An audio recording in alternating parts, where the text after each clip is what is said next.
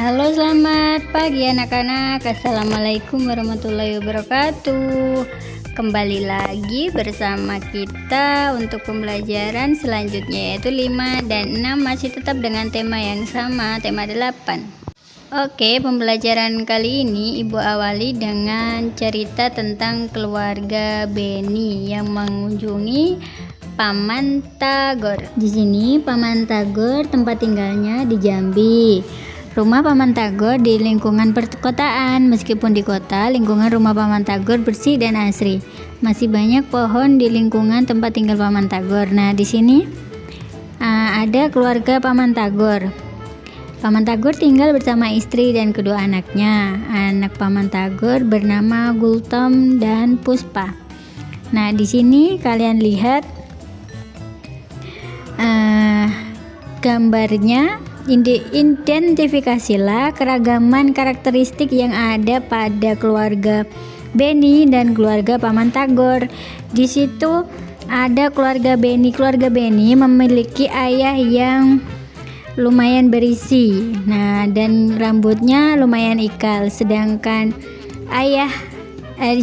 Paman Tagornya dia mempunyai fisik yang sedikit agak kurus dan rambutnya lurus. Nah, tidak hanya pada ayah Beni dan Paman Tagor, coba kalian amati juga tentang fisiknya Beni dan juga Gultom, Puspa serta adiknya Beni serta kakaknya Beni, juga ibu Beni serta istri dari Paman Tagor. Nah, kalian pasti bisa membedakan keberagaman karakteristik individu yang ada pada dua keluarga tersebut. Selanjutnya kita amati dan identifikasi tentang keragaman sifat pada individu berdasarkan gambar-gambar yang ada di sini. Gambar selanjutnya.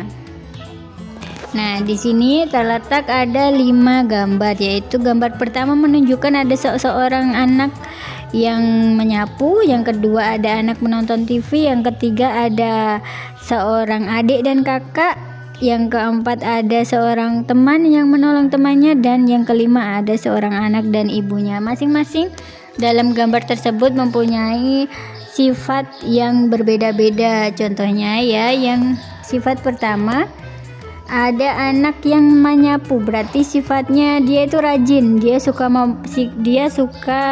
kebersihan, dia tidak suka kotor. Nah, untuk gambar yang kedua, sifat anak tersebut, sifat anak laki-laki tersebut, dia pemalas, dia suka yang berantakan, dia tidak suka membereskan barangnya yang ketika sudah tidak dipakai. Nah, kalian tidak boleh memiliki sifat itu ya. Nah, ini yang ketiga gambar ada adik dan kakak. Nah, di sini kakaknya memarahi adiknya ketika mainannya dirusakkan oleh adiknya. Nah, di sini kakaknya terlihat kalau kakaknya mempunyai sifat yang pemarah. Yang keempat, di sini ada 2 teman perempuan yang saling menolong. Di sini kalian bisa tahu kalau sifat dari anak yang berpakaian baju kuning ini mempunyai sifat penolong. Nah, serta sekarang gambar kelima, yaitu ada anak kecil yang memberi kembalian kepada ibunya. Nah, di sini berarti anak ini mempunyai sifat yang jujur kepada ibunya. Dia disuruh ibunya membeli sesuatu dan masih ada yang sisa, nah dia kembalikan kepada ibunya. Kalian di sini harus bisa membedakan mana sifat jelek dan mana sifat yang baik. Nah, mana yang bisa ditiru dan mana yang tidak bisa ditiru. Nah, pada saat berlibur di rumah Paman Tagor, Beni ini senang karena Paman Tagor memiliki banyak koleksi buku-buku disimpan di perpustakaan. Beni sering diajak oleh Gultom, anak Pak Tagor, dan juga Puspa untuk membaca buku di perpustakaan rumahnya. Mereka sangat senang membaca buku cerita. Salah satu buku cerita itu ada yang berjudul Kisah Putri Tangguk. Nah, seperti yang kita simak nih pada halaman 44 dan 45 sampai 46 pada buku paket kalian. Nah, seperti sebelumnya pada pembelajaran 1, 2, 3, dan 4, kalau ada kisah cerita fiksi tentang suatu dongeng, nah kalian baca judulnya serta kalian cermati di situ. Di dalam cerita pasti ada seorang tokoh-tokoh. Nah, tokoh-tokoh itu mempunyai watak dan karakter. Kalian harus mampu mencari siapa tokohnya dan menemukan gimana sih karakter atau penokohannya dalam cerita tersebut. Coba kalian cari ya. Kalau kalian berhasil menemukannya, berarti kalian sudah memahami tentang pelajaran dari subtema 1 kemarin. Mulai ke pembelajaran selanjutnya, yaitu mengenai tempo. Tempo adalah tempo dan intonasi ya di sini. Untuk pertamanya Ibu jelaskan tentang tempo. Tempo adalah cepat lambatnya lagu dinyanyikan. Kalau intonasi, cara bernyanyi mencapai ketepatan nada. Nah, di sini ada beberapa jenis tempo, yaitu ada 3 tempo di sini ya yang Ibu akan jelaskan. Yang pertama ada tempo lambat, biasa disebut dengan lento. Yang kedua, tempo sedang yang biasa disebut dengan andante atau moderato. Yang ketiga, tempo cepat allegro. Nah, dalam tempo-tempo lambat ini ada contoh lagunya seperti lagu Syukur, Mengheningkan Cipta, dan lain-lain. Seperti kalau tempo sedang lagunya Satu Nusa Satu Bangsa. Kalau tempo cepat, Maju Tak Gentar, dan Hari Merdeka. Nah, dari lagu-lagu ini kalian pasti ada yang asing, ada yang sudah tahu. Kemudian hal yang harus diperhatikan untuk mencapai intonasi yang tepat, yaitu di sini ada 4 hal. Yang pertama yaitu dengan tempo yang lambat dan meningkat ke tempo yang lebih tinggi. Jadi kita harus memperhatikan temponya. Tempo yang bervariasi untuk ke tahap yang dari lambat meningkat ke tempo yang lebih cepat.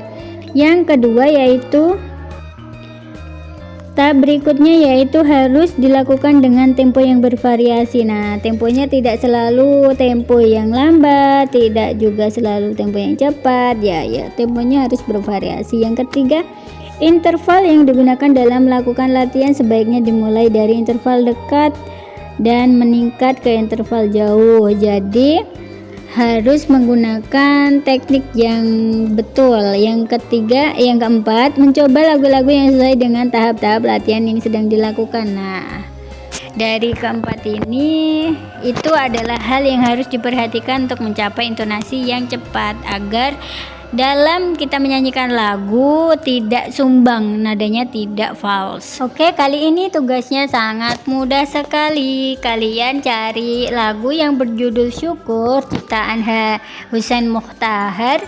Nah, sekalian kalian hafalkan serta nyanyikan sesuai tempo lagu yang tepat, juga intonasinya juga yang tepat. Nah, dalam lagu Syukur itu kan temponya tempo lambat, serta lagunya itu lagu-lagu yang lagu-lagu yang sedih, lagu-lagu yang mengidentifikasikan kalau kita itu sedang bersyukur. Nah, maka dari itu kalian harus menyanyikan dengan benar dengan tempo yang tepat. Mudah kan? Kalau kalian sudah, kalian bisa merekamnya dan mengirimkan ke Ibu. Bis waktunya hingga hari Sabtu depan. Oke, selamat mencoba. Terima kasih anak-anak untuk pembelajaran hari ini. Semoga sehat selalu dan kalian selalu dalam lindungan Allah. Jangan lupa like, komentar, dan subscribe-nya ya. Kalau kalian belum tekan tombol subscribe-nya, biar kalian gak ketinggalan pembelajaran selanjutnya. Terima kasih.